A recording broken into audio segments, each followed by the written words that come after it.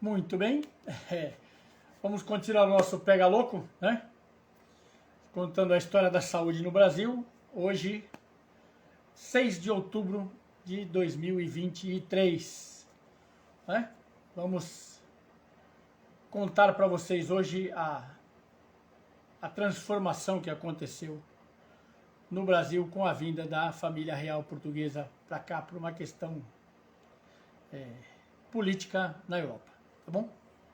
Um minutinho para vocês pegarem a água de vocês, um café, uma caneta, um papel para fazer as anotações da nossa live de hoje, né? E aí eu começo a explicar para vocês a sequência dos fatos, tá bom? Respira fundo aí, vamos entender saúde no Brasil, tá? Por que a nossa herança de saúde é tão complexa até hoje? Respira, respira, minha gente. Muito bom, muito bom, muito bom, muito bom, muito bom.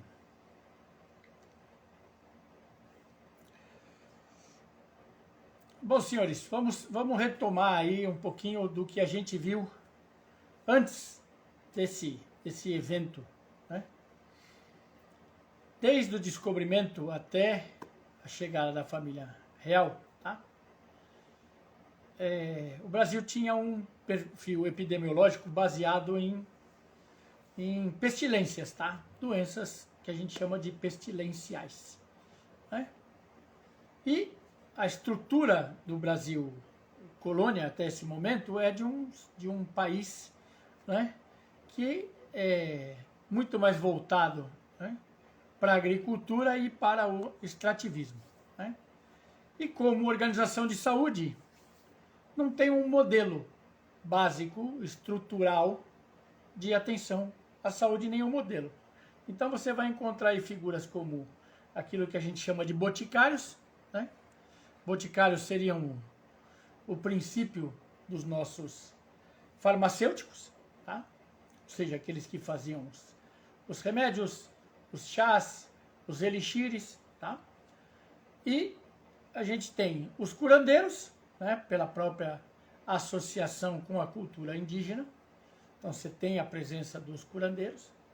E você tem uma medicina exercida, né, de maneira liberal por alguns portugueses que vieram de Portugal com algum conhecimento, principalmente membros da igreja, tá? Esse é o nosso cenário. E nesse contexto, tá, as primeiras instituições de saúde que a gente tem, né, por incrível que pareça, são as chamadas Santas Casas de Misericórdia, tá? Então o que acontece? O modelo de Santa Casa, né, é um modelo português, tá? Por quê? Porque a viúva de Dom João II, né, a rainha Leonor, quando ela ficou viúva, ela começou a ter um interesse maior, né, para beneficência. Ela começou a se preocupar realmente com a saúde das pessoas mais pobres, né? Naquela época dos órgãos, dos órfãos, dos enfermos, dos detentos, né?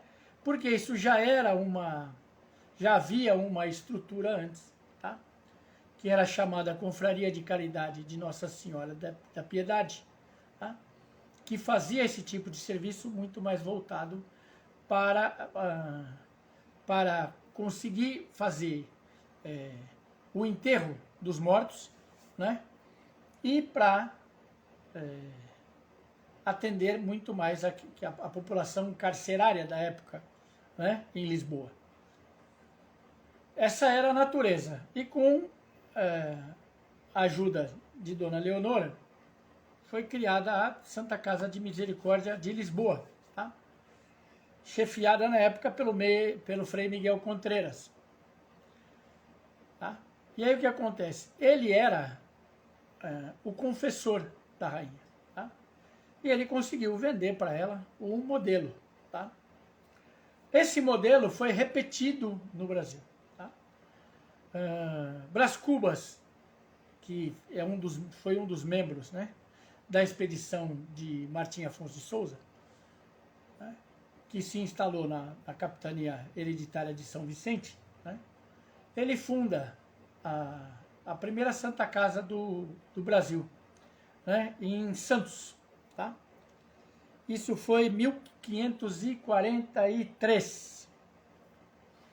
E aí, em função da eficiência da Santa Casa, que começa literalmente, né, a Santa Casa começa a entender esse perfil epidemiológico, né, das pestes, das pestilências, né, e começa a atender as pessoas mais pobres. Tá? O sistema de formação das Santas Casas de Misericórdia é o mesmo que faz a gestão delas até hoje. Tá? Literalmente dinheiro vindo de beneficência, de caridade. Uma parte vem da igreja, uma parte vem de doações, né? Hoje uma parte do que corresponde ao SUS vem do governo federal, né? Mas a maior parte é feita de doações de empresas, de pessoas influentes e assim por diante. Né? Esse é um sistema de saúde que continua funcionando no Brasil. Tá? E aí tem uma sequência, né? Monta-se a primeira Santa Casa em Santos, aí depois você tem a fundação da Santa Casa da Bahia, Espírito Santo, Rio de Janeiro, Olinda e depois da cidade de São Paulo. Tá? Então, a Santa Casa é basicamente a primeira instituição hospitalar realmente, né, com uma estrutura hospitalar do Brasil. Tá? Então, o que acontece? A gente vai assim até pouco antes da chegada da família real portuguesa. Por quê? Porque, encerrado o absolutismo na França, tá? Tomou o poder um ser, né? Um pequeno ser, né? Um excepcional militar, tá? Chamado Napoleão Bonaparte. Napoleão, né? Ele quer criar uma aliança, né, na Europa para que exista o bloqueio para os ingleses, coisa que ele não consegue. Né? E como ele não consegue diretamente, ele resolve que ele vai invadir alguns países e um deles é Portugal. E aí Portugal literalmente tem uma rota de fuga que é o Brasil. Então a família real portuguesa decide que ela vai vir para o Brasil. Tá? A gente precisa lembrar que a capital do Brasil até 1743 ou 1763, agora não me lembro da data certinha, é Salvador, na Bahia. Tá? Mas depois disso ela é transferida para a cidade do Rio de Janeiro. E é justamente na cidade do Rio de Janeiro que a família real decide que ela vai se abrigar no Brasil. Então começa a acontecer uma movimentação na cidade do Rio de Janeiro para receber a família real. Tá? Existe uma transformação que acontece na cidade do Rio de Janeiro. Então a gente precisa pensar assim, a cidade do Rio de Janeiro, da época, não era uma cidade urbanizada, ela era uma vila melhorada. Tá? E uma vila onde moravam, né, literalmente escravos, tá? Libertos da escravidão,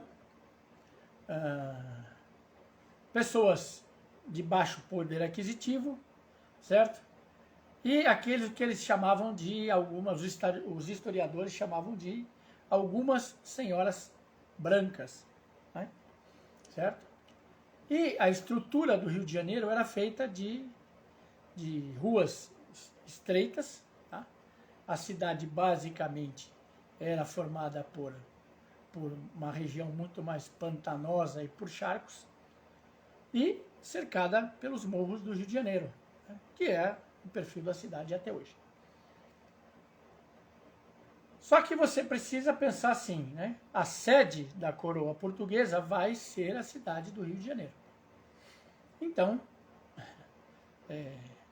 a coroa portuguesa estabelece uma governança para que a cidade seja preparada para a família real. Tá? Então você precisa pensar assim, vem uma família real para cá, ela quer encontrar gente pobre na rua? Não. Ela quer encontrar escravo na rua? Não. Ela quer encontrar o perfil de uma vila? Também não. Tá?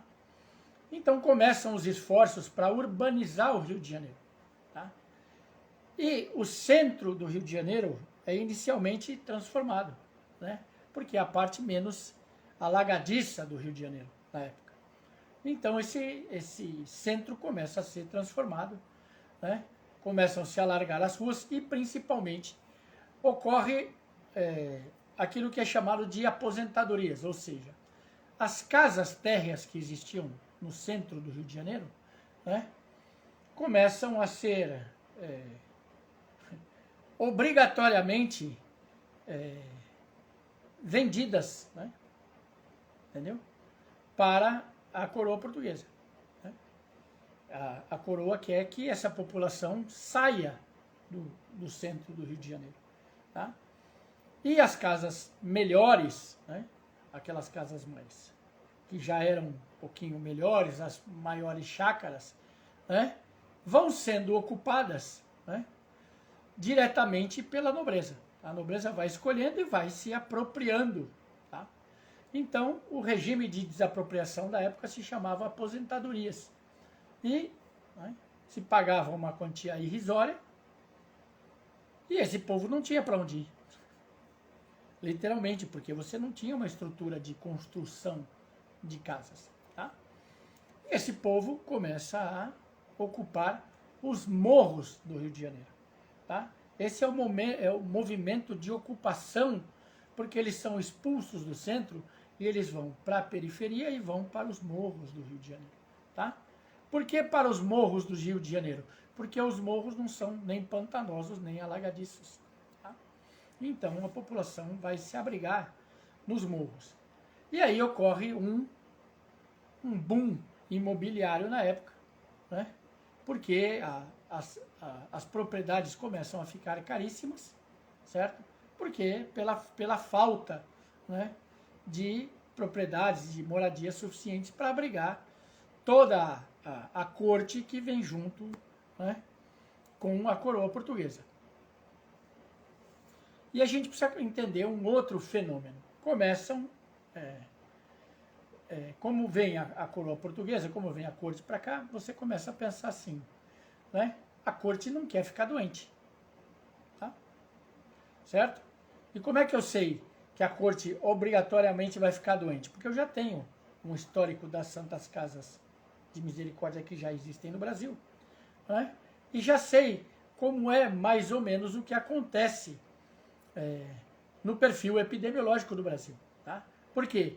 As Santas Casas de Misericórdia são criadas normalmente nas regiões portuárias do Brasil. Né? E vão atendendo o quê? A população doente que chega nos navios de comércio. Tá? A função é essa, atender o povo que fica doente, os pobres que estão na rua e, né, tentar resgatar a saúde dos escravos que estão sendo trazidos nos navios negreiros e que vão literalmente movimentar a economia, porque eles vão ser a mão de obra básica do Brasil. Né? Então, você precisa que eles não morram, que eles sejam recuperados, para que eles possam ser vendidos e o investimento feito no comércio de escravos seja satisfatoriamente recompensado. Tá? Então você pensa assim, existe uma preocupação com a saúde das pessoas, especificamente? Não. Tá? A saúde é pensada em quanto da minha economia vai ser afetada, tá? Pelas doenças, pelas epidemias que vêm com as pessoas que estão embarcadas nos navios e que vão usar os portos do Brasil para desembarcar suas mercadorias e para embarcar mercadorias que vão ser destinadas para a Europa. Então, as Santas Casas passam a ter essa função. Quando você pensa que você vai abrigar a família real, você começa a pensar que você precisa traçar um perfil epidemiológico um pouquinho mais detalhado e um pouquinho mais eficiente. Tá? E esse estudo é pedido por Dom João III. Tá?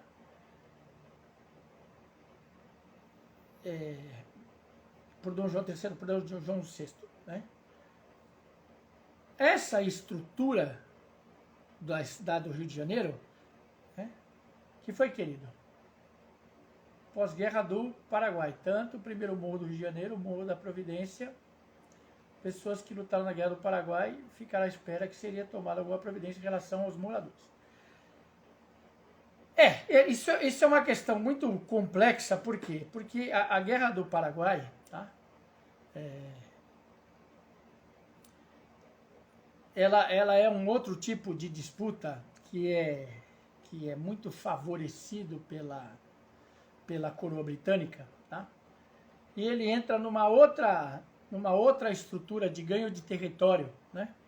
Não muito por perfil epidemiológico, mas muito mais por uma ideia de expansão de fronteiras do Brasil, né? É muito mais uma guerra com as colônias e com as derivações da colonização espanhola, né? Que o Brasil vai conquistando territórios, né? E isso, infelizmente, não influencia. Isso vai ser uma influência posterior aí, né? Como existe até hoje o resquício da guerra do Paraguai, o enfraquecimento do Paraguai, o empobrecimento, ele persiste, né? E muita da falta de infraestrutura do Paraguai é associado à guerra do Paraguai. Tá? Mas isso é uma outra história que a gente pode contar mais tarde. Tá? Nesse momento, o que acontece? A coroa precisa saber o que vai ser feito no Rio de Janeiro. Por quê? Porque eles começam a chamar sanitaristas, né, para pensar o que vai ser feito na cidade do Rio de Janeiro. Né? De que maneira você vai... Primeiro que o Rio de Janeiro é um vale cercado por morros. Tá? Então o clima já era profundamente abafado para a época. Tá? E um clima abafado, cercado de morros, ainda com uma grande quantidade de florestas, tá? De mata, né? Era um prato cheio, literalmente, para você ter um conjunto de doenças sazonais, né? Doenças que acompanham as temporadas, né? As mudanças de clima, né? Mas também você tinha as doenças associadas à presença tanto dos charcos quanto das regiões pantanosas do Rio de Janeiro. Tá? E o que a gente sabe hoje historicamente é o quê? Cada vez que você mexe, cada vez que você desmata, tá? Você literalmente causa uma mudança, né? na biosfera da região e, né? Os animais, num primeiro momento, eles vão, né, tentar manter o seu espaço, eles vão atacar a população. Isso é normal. Tá?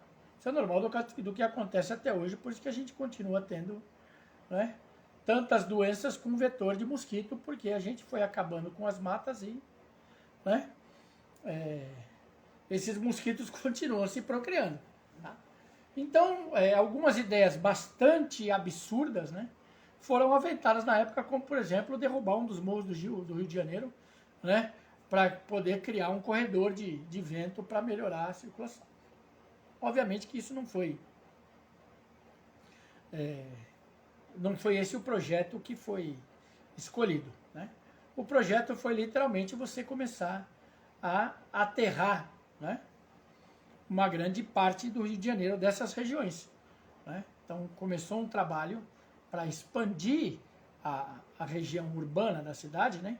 Para que você tivesse uma grande urbanização e, ao mesmo tempo, você precisava criar condições sanitárias. Né? Então, você precisava ter infraestrutura de arruamento, você precisava ter abertura de estradas, você precisava ter uma expansão, um aumento da estrutura do porto, né, para que o comércio pudesse ser adequado. E mais do que o comércio pudesse ser adequado, a família portuguesa queria literalmente estar na colônia, né, com as mesmas condições, ou com as condições o mais próximas possível, tá, daquilo que era encontrado na Europa. Tá? Então, uma das grandes providências foi começar a pensar em trazer profissionais de saúde, sanitaristas da Europa para começarem a pensar o que poderia ser feito ou o que deveria ser feito no Brasil. Tá? Isso é extremamente complexo porque a gente está falando de sistema de saúde. Tá? Toda vez que você mexe em meio ambiente, você tem uma mudança radical, né, no perfil epidemiológico das cidades. Tá? No caso do Rio de Janeiro foi assolado por algumas epidemias, inclusive a epidemia de sarampo, né, que dizimou uma grande parte da população, e aí passou a ser uma preocupação. Né? De novo, não uma preocupação com o bem-estar das pessoas, né? Mas muito mais uma preocupação de que a gente está perdendo pessoas que realizam o comércio, então a gente está perdendo dinheiro e estou perdendo mão de obra. Tá? E eu não quero perder mão de obra, eu quero continuar sendo servido. Né? E nesse aspecto de continuar sendo servido, você começa a ter um dos grandes marcos da escravidão, né? Porque você vai pensando que o crescimento da cidade do Rio de Janeiro, né, ele cria um toque de recolher, né, para que, determinada hora do dia, você não tivesse mais nem as pessoas, nem os trabalhadores, nem os escravos andando na rua, tá? Para que a cidade pudesse ter assim uma estrutura de segurança. Né? E existe um serviço, que é um chamado serviço de intendência, né, que ele é responsável por organizar esse crescimento da cidade do Rio de Janeiro. Né? Então, é um serviço voltado para o planejamento de ações que vão ser desenvolvidas para que você crie uma metrópole para a época, né, que fosse capaz de abrigar a família real portuguesa, né, com condições de conforto e, ao mesmo tempo, que você conseguisse abrigar toda a corte que veio junto, né, e desenvolvesse um comércio capaz de atender a essa população. Tá? Isso é tão importante que, nesse período, o Brasil literalmente é relegado a parte do Reino de Portugal. A gente deixa de ser colônia, né, propriamente dita, e o Brasil passa a ser parte integrante do Reino de Portugal. Né? O Brasil é promovido enquanto nação, né, como literalmente porque se a família está aqui, não pode estar aqui num fundo de quintal. Então a gente é promovido. Tá? Mas a nossa expectativa de saúde, ela não é voltada para esse entendimento. Tanto que os historiadores dizem que até 1763, né, e até o começo dos anos de 1800, você tem entre 4 e 6 médicos só. Né? A primeira faculdade de medicina foi criada na Bahia, mas a primeira Santa Casa não. A primeira Santa Casa é São Vicente. A segunda é a da Bahia. Tá? Aí o que acontece? Literalmente, essa preocupação com essa saúde, ela começa a se estender também, né, para serviços que vão ser atribuídos aos escravos. Né? Então o Brasil passa a ter um grupo de escravos que são chamados de tigres, na cidade do Rio de Janeiro, que são os responsáveis por tirar todo o lixo ou tudo que é indesejado nas ruas do Rio de Janeiro e jogar no mar. Tá? A gente já começa com uma população bastante poluidora na época. Tá? A gente vai criando a gente vai plantando já nessa época que a gente colhe hoje. Tá? Então você tem aí um entendimento de que, a partir desse momento, a mão de obra que vai movimentar o Brasil é a escravidão. E você vai entender que todo mundo tem escravos. Então a igreja tem escravos, a coroa tem escravos, os comerciantes têm escravos. E o que é, né, meio absurdo para a gente entender é que os libertos, né, aqueles libertos que conseguiram virar comerciantes ou que começaram a prosperar, também têm escravos. Tá? Então aqueles que foram escravos também começam a ter escravos. Né? Porque é uma prática para que as pessoas sejam servidas. Isso é cultural. Tá? E essa cultura, que é uma cultura de segregação, vai passar por alguns absurdos. Né? Como, por exemplo, a gente tem a figura do criado mudo. Né? O que é o criado mudo? Tá? Criado mudo era literalmente, né, os negros que eram mais considerados mais limpos e mais inteligentes, que iam trabalhar dentro das casas. Tá? E eles ficavam no quarto dos seus senhores, né, de pé, parados durante a noite, próximos da cama, e para que eles não fizessem barulho, cortavam as línguas fora, para que eles ficassem mudos. Tá? E essa é a figura do criado mudo. Né? Então, a escravidão passa não só a ser um impulsionador da economia, né? Mas como eu coloquei na outra live, os escravos, literalmente, você precisa pensar que eles não são considerados como humanos. Tá? Eles são considerados como coisa. Tá? Então, eles não têm direitos. Então, se eu sou dono de escravo, eu posso fazer absolutamente tudo o que eu quiser, tá? Porque é como se eu tivesse cuidando, como se eu estivesse usando a minha vaca, o meu cavalo, o meu jumento e assim por diante, tá? Então, começa a haver um movimento de melhoria, de urbanização do Rio de Janeiro. E uma das leis é a proibição de casas térreas. Por quê? Porque os portugueses querem uma cidade que seja imponente, porque eles não têm ideia de quantos anos eles vão ficar no Rio de Janeiro. Né? Eles não têm ideia do que vai acontecer na Europa, então eles querem o requinte da Europa. Então, essa intendência começa a proibir que casas térreas sejam construídas. Tá? E aí você vê uma retração da construção, que é considerado um atraso na economia do Brasil. Né? Existe uma retração na construção, porque como existiam as aposentadorias, os comerciantes não querem construir na cidade do Rio de Janeiro com medo de que eles façam construções melhores e que essas construções sejam tomadas também pela coroa portuguesa, pelo regime de aposentadorias. Tá? E aí você começa a ter melhorias. Né? Você começa a ter os profissionais de saúde de Portugal começam a ser trazidos para o Brasil, justamente para fundamentar, né, um avanço aí, pensando numa estrutura de saúde para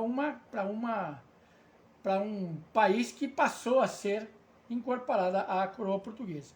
Então, em 1808, né, Dom João VI funda a primeira escola de medicina na Bahia, né, o chamado Colégio Médico Cirúrgico Real do Hospital, associado ao Hospital Militar da cidade de Salvador. Né? E aí o que acontece? No mesmo ano, tá, ele faz isso em Salvador primeiro, porque Salvador era a antiga capital e ainda existe, né, uma nobreza que se instalou num primeiro momento em Salvador, e Salvador já tem um ar mais de urbanização do que o Rio de Janeiro naquele momento. Tá? Então, Salvador é contemplado com a primeira escola de medicina, e no mesmo ano, né, em novembro de 1808, é fundada a Escola Cirúrgica do Rio de Janeiro, tá? Que também é anexada ao Real Hospital Militar. Tá? Então, o que acontece? Começa a haver uma intenção de se formar profissionais de saúde que se formem no Brasil colônia, tá? Para que comece a ampliar o atendimento, aí sim, para a população. Que população? Para a população que vai poder pagar esse atendimento de saúde, né? E não para a população comum. A população comum é destinada, né, continua sendo dividida entre curandeiros, entre aqueles que exercem uma medicina liberal e, quando você está próximo, né, para as Santas Casas de Misericórdia. Tá? No caso, a cidade do Rio de Janeiro tem a sua Santa Casa de Misericórdia associada ao Porto. E aí a coroa portuguesa começa a solicitar estudos sanitários, né? Aqueles profissionais que vieram para o Brasil de Portugal, eles começam a querer saber quais são as principais doenças que estão acontecendo no Brasil e de que maneira essas doenças vão começar a ser prevenidas. Tá? Sempre pensando no lado financeiro da coisa. Tá? A gente não vai se iludir e vai pensar que a população comum, né, aquele que é o trabalhador, aquele que é o mais carente, né, está nos planos, certo, de desenvolvimento de sistema de saúde. Porque não está, certo? Não está. Isso, essa população ter alguma importância, né, só vai acontecer a partir do momento que essa população vota. Presta bem atenção nisso aí. Tá? Enquanto essa população não vota, enquanto essa população não decide rumo político, tá? Ela vai continuar sendo relegada a segundo, terceiro, quarto, quinto plano. Tá? Porque a organização política do nosso país, desde o nosso descobrimento, ela é fundamentada para servir. Tá? Ela não é fundamentada para que a colônia se expanda, para que exista uma melhoria das condições da colônia. Tá? Isso vai começar a acontecer depois que a gente contrai uma das nossas maiores dívidas, né? Que é o momento da independência do Brasil. Tá? Então, o que acontece de especial, né? Certo? No Brasil, até esse momento da vinda da família real, é só isso. Não acontece mais absolutamente nada, a não ser o crescimento da cidade. Tá? E aí, a criação das regiões de aterro e cada vez mais. Né? Como é uma cidade que cresce, naturalmente existem migrações, tá? E existe uma grande migração da Europa, né, para a cidade do Rio de Janeiro. E com essa migração, cada vez mais as pessoas, a população local, ou a população que já habitava o Rio de Janeiro, é cada vez mais empurrada para a periferia e para os morros. Tá? Enquanto que a família real começa a procurar as cidades mais próximas, né? Petrópolis, Teresópolis, tá? Para começar a instalar os seus castelos, as suas grandes casas, porque são cidades de clima muito mais parecido com o clima europeu. Tá? E você precisa pensar que esse primeiro momento é uma idealização de uma colônia que tenha o mesmo perfil, né, de Portugal. Tá? O mesmo perfil da Europa. Então a gente quer que a moda que tem na Europa, né, os tecidos que são encontrados na Europa, né, o perfil alimentar que você tem na Europa, né, os costumes que você tem na Europa e também um desenvolvimento da igreja e uma participação da igreja na administração pública, né, e na política, exatamente segundo o modelo europeu. Tá? É exatamente isso que a gente tem até esse momento. Tá? Tem outras coisas bonitinhas também, tem a criação Jardim Botânico, certo? Mas tudo é pensando em embelezar a cidade, né? Para que a Real Coroa Portuguesa não veja pobres, tá? Certo? Então a cidade é maquiada, a cidade é estruturada para que eu não tenha contatos com o povo, né? Para que eu governe me sentindo na Europa e não para que eu tenha conhecimento, mesmo que seja esse país que está abrigando, né, a coroa portuguesa, para que ela não seja atacada por Napoleão, certo? Mas eu não quero, esse não é o meu povo, tá? Certo? Então eu não quero me misturar. Então essa cidade ela é moldada como uma vitrine, né, para a Real Colônia Portuguesa. De resto, nada mais é feito, tá? O que acontece de desenvolvimento, né, é justamente o crescimento das cidades, muito mais pela participação dos jesuítas, tá? E aí não se engane, né? Não pense que os jesuítas são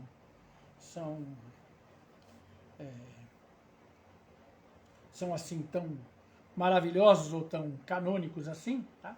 Porque você precisa entender que jesuíta é uma ordem militar dentro da igreja. Tudo bem que eles são padres, eles são ordenados, mas eles são padres com treinamento militar. Justamente por isso que eles vêm para o Brasil, né, com uma capacidade de catequese e de doutrinação.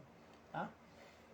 E, curiosamente, para quem acha que José de Anchieta está muito mais associado só, né, à região de Santos, tá?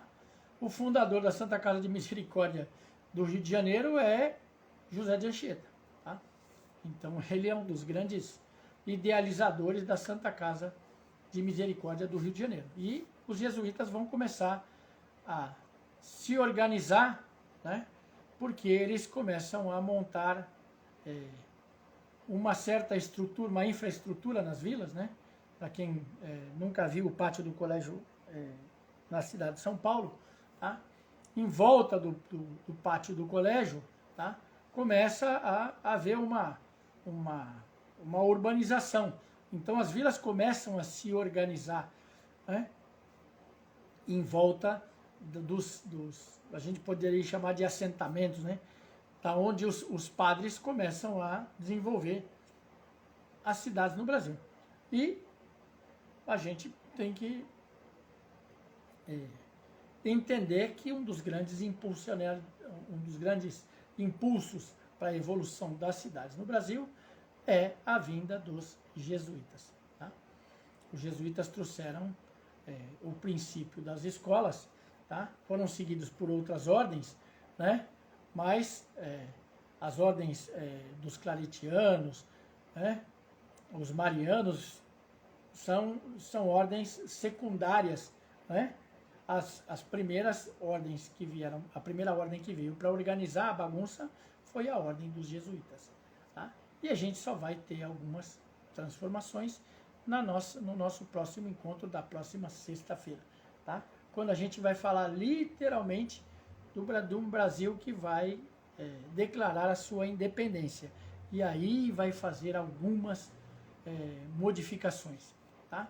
Tanto no campo sanitário quanto no campo da urbanização. Tá? Então, hoje é o que a gente tem desse período aí para conversar com vocês. Tá? É um primeiro impulso. Tá? Criação de escolas de medicina no Brasil, de institutos de medicina, é um primeiro impulso. Tá? Mas vamos guardar a proporção de que esse primeiro impulso não visa atender, né, a população comum.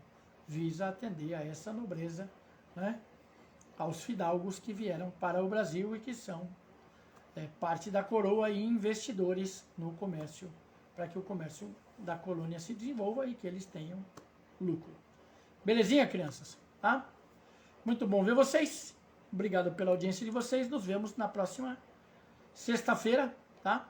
Como são trocentas aulas desse assunto, né? São aulas, né, que vão abranger só os períodos, tá? né? Para não ficar a informação doida de você ir saltando de um lugar para o outro, porque quando a gente chegar lá perto da criação do SUS, né, a gente vai ter um monte de aula que vai conseguir falar de 2 ou 3 leis só precursoras, né? Então vamos manter esse padrão assim, tá? Então na próxima semana a gente não entra na República, a gente entra só no período da independência do Brasil, tá bom? Beijoca para vocês, boa semana, bom final de semana e boa semana para vocês. Nos vemos na próxima sexta-feira. Até mais!